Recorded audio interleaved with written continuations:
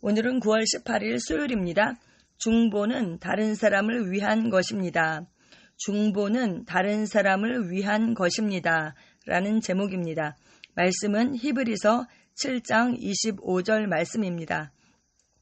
그러므로 자기를 힘입어 하나님께 나아가는 자들을 온전히 구원하실 수 있으니 이는 그가 항상 살아계셔서 그들을 위하여 간구하심이라.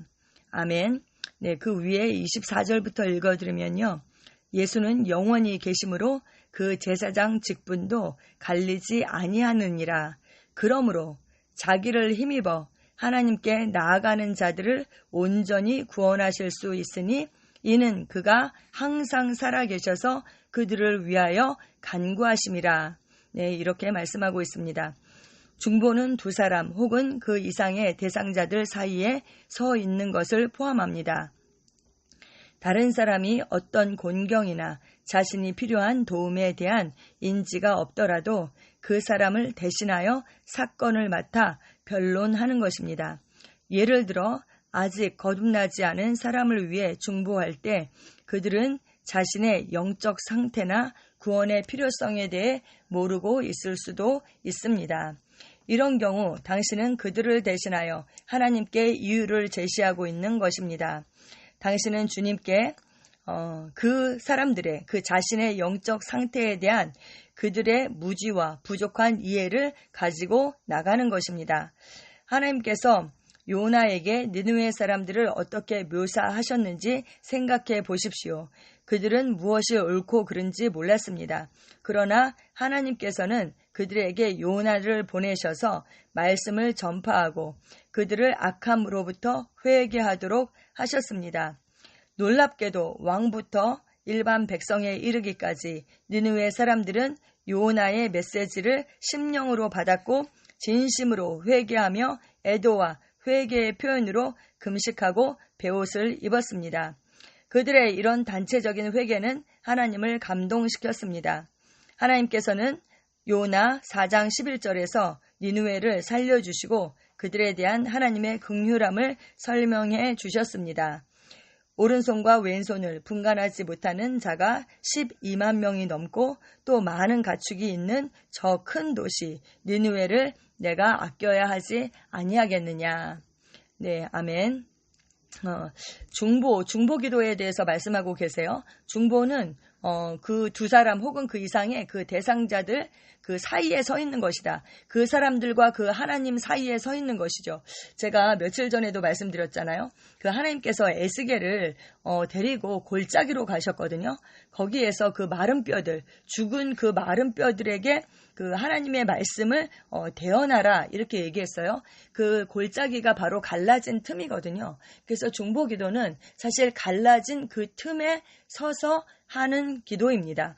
그래서 하나님과 우리가 이미 화목하게 되었는데 그들이 알지 못하죠. 이미 예수 그리스도를 통해서 우리의 모든 죄값이 지불되었고 그 구원을 받을 수 있는 그 길이 열렸음에도 불구하고 그들이 알지 못해서 하나님을 알지 못하고 또 너무 어려서 그들이 어떻게 해야 하는지 알지 못할 때에 우리가 그들 사이에 서서 그 갈라진 틈 사이에 서서 우리가 대신 변론하는 것입니다.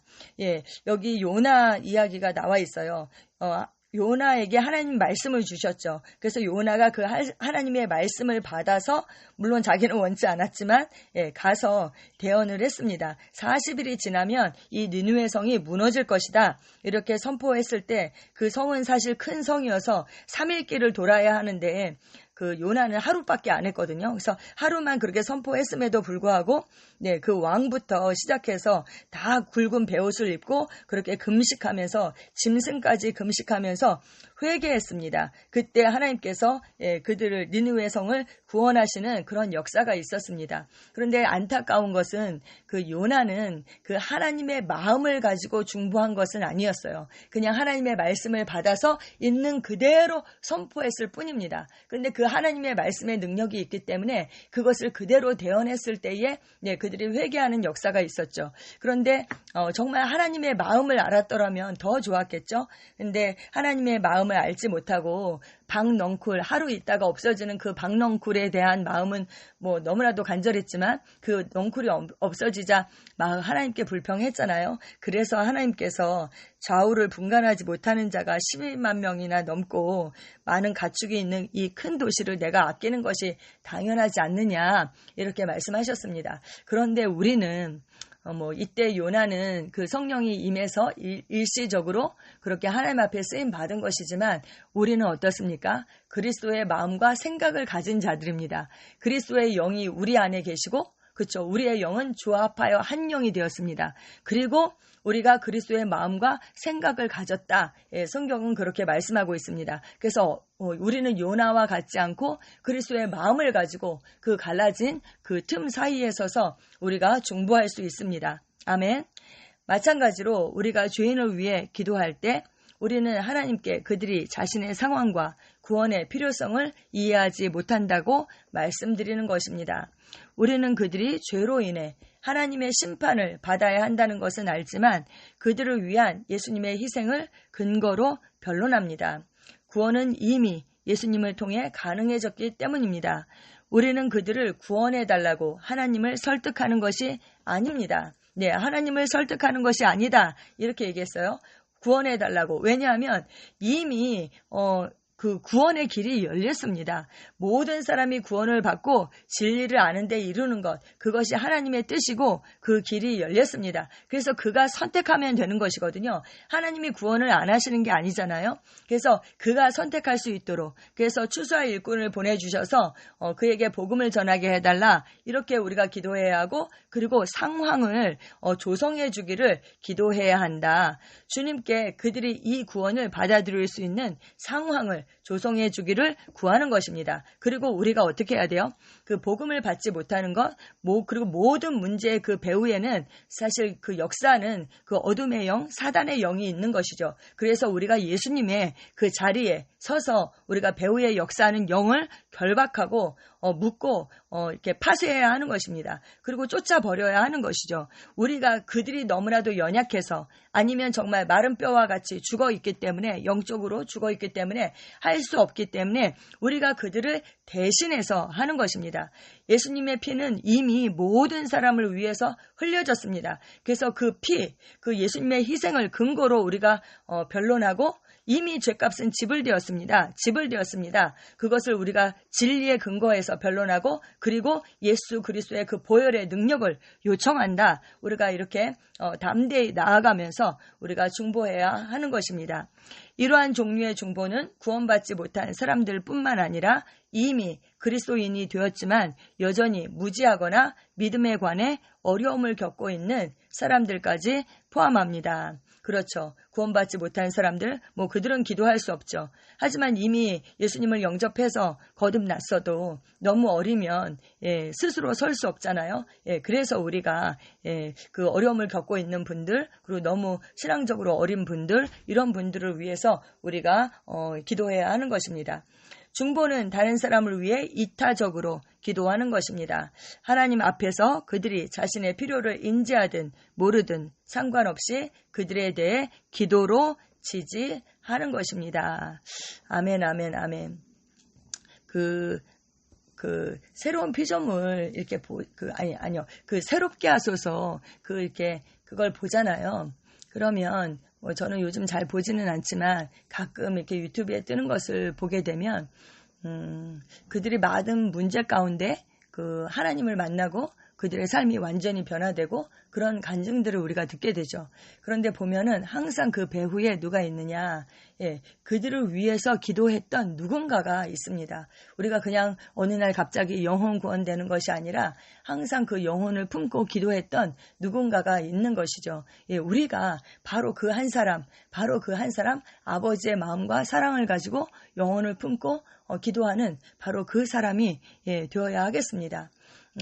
우리 교회에 너무 좋은 간증이 있잖아요. 얼마 전에 우리 집사님 그 남편도 영혼 구원 되었고, 또 권사님 그 남동생 그분도 이제 영혼 구원 되었죠. 그래서 우리가 함께 그분들을 위해서 기도했죠. 그랬을 때 그들이 영혼 구원 되었을 때 정말 그 기쁨이 우리 모두의 기쁨이었습니다. 그리고 제가 얼마 전에 그 말씀드렸잖아요.